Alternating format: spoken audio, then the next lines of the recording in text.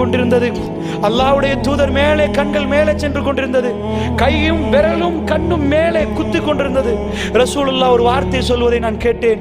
அல்லாஹும்ம ஃபிர்லி, அல்லாஹும்ம ஃபிர்லி, அல்லாஹும்ம ஃபிர்லி. யா அல்லாஹ் என்னை மன்னித்து விடு யா அல்லாஹ், யா அல்லாஹ் என்னை மன்னித்து விடு யா அல்லாஹ். இந்த உலகத்தில் பாவம் மன்னிக்கப்பட்ட இறை தூதர் அவர்கள் தன்னுடைய கடைசி பயணம் மேற்கொள்கிறார். இந்த உலக மக்களுக்கெல்லாம் நன்மை புரிந்த இறை தூதர் அவர்கள் என்ன வார்த்தை சொல்லுகிறார்கள் தெரியுமா?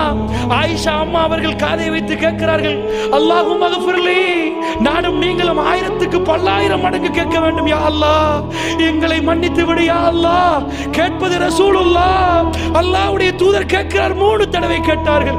அல்லாஹும்ம ஃபிர்லி, யா அல்லாஹ் என்னை மன்னித்து விடு. மன்னிப்பதற்கு என்ன யா ரசூலல்லாஹ், நீங்கள் என்ன செய்தீர்கள்? யா அல்லாஹ் உயர்வானவர்களோடு என்னை சேர்த்து விடு யா அல்லாஹ், உயர்வானவர்களோடு என்னை சேர்த்து விடு யா அல்லாஹ், இந்த உலகத்திலே உயர்வானவர்களோடு என்னை சேர்த்து விடு. அல்லாஹும்ம ஃபிர்லி. ஆயிஷா அம்மா சொன்னார்கள், ரசூலுல்லாஹ்வுடைய விரல் மடிந்தது, ரசூலுல்லாஹ்வுடைய விரல் மடிந்தது. அந்த கண் அப்படியே நிலையாக குத்தியது. ரசூலுல்லாஹ் எங்களை விட்டு பிரிந்து விட்டார்கள். அல்லாஹ்வுடைய தூதர் மௌனமாகி விட்டார்கள். இன்னா லில்லாஹி வ இன்னா இலைஹி ராஜிஊன். ஆனால் ஆயிஷா ரலியல்லாஹு அன்ஹா அவர்களுக்கு தாங்க முடியவில்லை. அந்த சமுதாயம் இந்த வேதனை எப்படி தாங்கியிருக்கும்?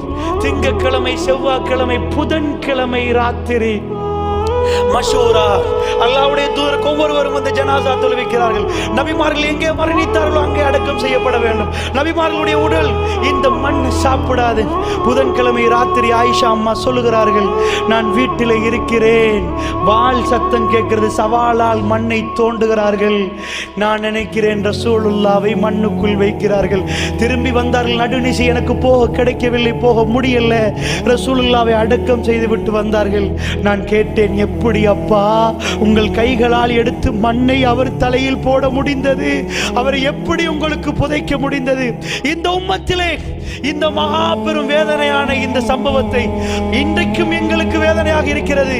அபூபக்கர் சித்தீக் ரலியல்லாஹு அன்ஹு அவர்கள் அவர் அந்த கவலையை சப்பி ஒழுங்கினார், அந்த பயத்தை சப்பி ஒழுங்கினார். எல்லோரும் சொன்னார்கள், உமர் பின் கத்தாப் சொன்னார்கள், யாராவது அல்லாஹ்வுடைய தூதர் மரணித்து விட்டார் என்று சொன்னால் மாறுகால் மாறுகாய் வெட்டுவேன் என்று சொன்னார். மிம்பரிலே ஏறின அபூபக்கர் அவர்கள் சொன்னார்கள், இன்ன முஹம்மதன் கதுமாத், முஹம்மது ஸல்லல்லாஹு அலைஹி வஸல்லம் அவர்கள் மரணித்து விட்டார்கள். மன்கானே அபது முஹம்மதன் இன்ன முஹம்மதன் கதுமாத், யார் முஹம்மதை வணங்குகிறீர்களோ அந்த முஹம்மது ஸல்லல்லாஹு அலைஹி வஸல்லம் மௌத்தாகி விட்டார். மன்கானே அபதுல்லாஹ், யார் அல்லாஹ்வை வணங்குகிறார்களோ ஹுவ ஹய்யுல் லா யமூத், அவன் என்றென்றும் நிலைத்து வாழுவான், நிலைத்து நிற்பான், அவனுக்கு மரணம் இல்லை. உமர் பின் கத்தாப் சொன்னார், ஒரு ஆயத்தை அபூபக்கர் ஓதி காட்டினார், ஒரு ஆயத்தை அபூபக்கர் ஓதி காட்டினார். என்ன ஆயத்து தெரியுமா? அவ் குத்தில, நபியே நீங்கள் மௌத்தாகினால் அல்லது உங்களை அவர்கள் கொண்டால் இவர்கள் எல்லாம் வந்த வழியில் பார்த்து திரும்பி போய் விடுவார்களா என்ற ஆயத்தை ஓதி காட்டினார். அப்படி என்றால் நபி மரணிப்பார். இன்னஹும் மையத் இன்னக மையத்துன் வ இன்னஹும் மையத்துன், நபியே நீங்கள் மரணிப்பீர்கள் என்ற அந்த ஆயத்து திருமறை குர்ஆனில் இருக்கிறது. உமர் ரலியல்லாஹு சொல்கிறார், என் கையில் இருந்த வாள் சரசர என்று கீழே விழுந்தது, என் கால் அப்படியே நடுங்கியது. ரசூலுல்லாஹ் பிரிந்து விட்டார்கள் என்று அப்பொழுதுதான் நான் நம்பினேன். நான் நினைத்தேன் நாங்கள்லாம் மௌத்தாகின பிறகுதான் ரசூலுல்லாஹ் மௌத்தாகுவார்கள். அந்த வேதனை திருமறை குர்ஆன் அடக்கிறது. இந்த வேதனை நானும் நீங்களும் அந்த இடத்தில் இருந்தால், இந்த உலகத்தில் எதை இழந்தாலும் ரசூலுல்லாவை இழந்த வேதனை, அதைவிட ஒரு வேதனை உண்டா? அப்படி ஒரு வேதனையை சகித்துக் கொள்ளலாமா? அபூபக்கர் அவர்கள் என்ன எழும்பி பேசினார்கள், அல்லாஹ்வுடைய தூதர் மரணித்து விட்டார், போய் முத்தம் கொடுத்தார்கள் ரசூலுல்லாஹ்வுடைய நெத்தியிலே. முத்தம் கொடுத்து விட்டு சொன்னார்கள், திபுத்த ஹய்ய வ மய்யித்தா யா ரசூலல்லாஹ், அல்லாஹ்வுடைய தூதரே வாழுகிற நேரமும் மௌத்தாகிற நேரமும் நீங்கள் மனம் கமலறீர்கள் யா ரசூலல்லாஹ். அல்லாஹ்வுடைய தூதர் மரணித்ததற்கு பிறகு அவர் மிக உறுதியோடு இருந்தார், மிக திடகாத்திரமாக இருந்தார்.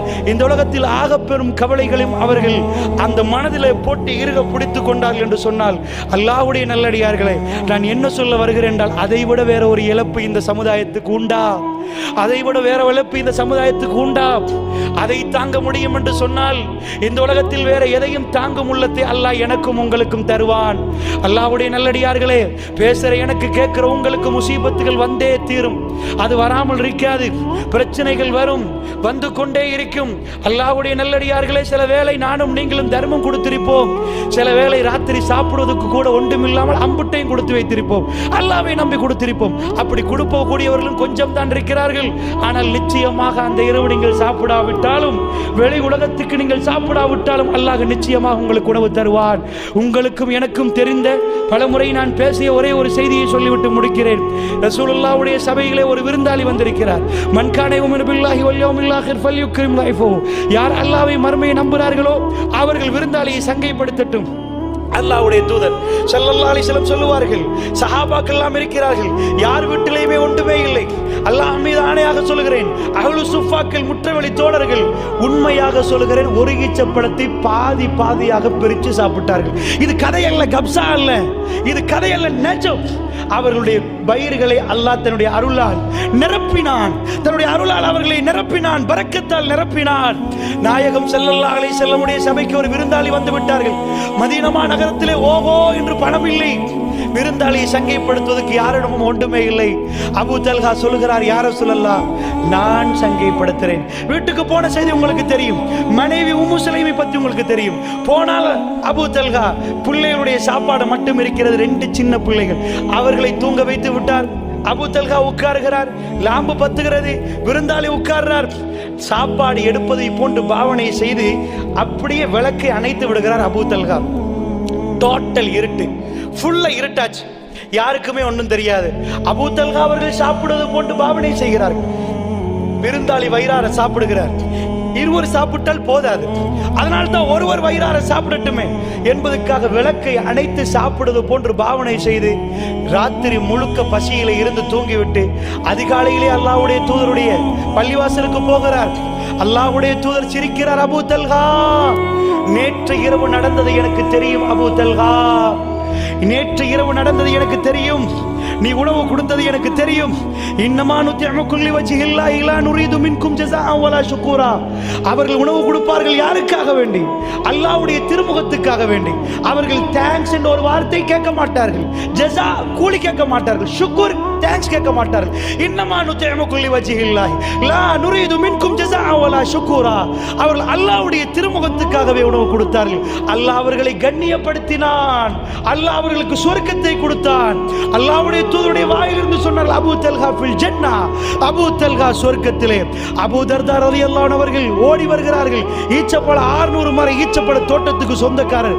ஒரு ஆயத்து இறங்கி இருக்கிறது, யுக்ரில்லாஹ கர்லன் ஹஸனா, அல்லாஹ்வுக்கு அழகிய கடன் கொடுப்பவர்கள் யார்? ஓடி வருகிற நேரம் காஃபிர்கள் பேசுகிறார்கள், அபூ தர்தா உங்க அல்லாஹ் பிச்சைக்காரனாமே, கடன் கேட்கிறானாமே, இதோ உங்க தூதர் சொல்லுகிறார், இதை விட கேவலம் உண்டா? ஓடி வருகிறார் அபூ தர்தா, யா ரசூலல்லாஹ், இப்படியான ஒரு வார்த்தை, இப்படி ஒரு வாசகம் வந்ததா? இப்படி வகை இறங்கியதா? ரசூலுல்லாஹ் ஓதி காட்டினார்கள், அல்லாஹ் கடன் கேட்கிறான். உடனே சொன்னார் அபூ தர்தா அவர்கள், யா ரசூலல்லாஹ், அல்லாஹ்வுக்கு எல்லாம் அந்த கடன் ஏழை மக்களுக்கு கொடுக்க சொல்லித்தானே அல்லாஹ் சொல்லுகிறான். அதுதானே அந்த வார்த்தையின் அர்த்தம். யா ரசூலல்லாஹ், அல்லாஹ் சொல்லிவிட்டான், 600 பேரிச்ச மரத்தோடு அந்த தோட்டத்தை அல்லாஹ்வுக்காக கொடுக்கிறேன். யா ரசூலல்லாஹ், வாக்குறுதி முடிந்து விட்டது. வீட்டுக்கு போகிறார். மதிலிலே காலை வைக்க பார்க்கிறார்.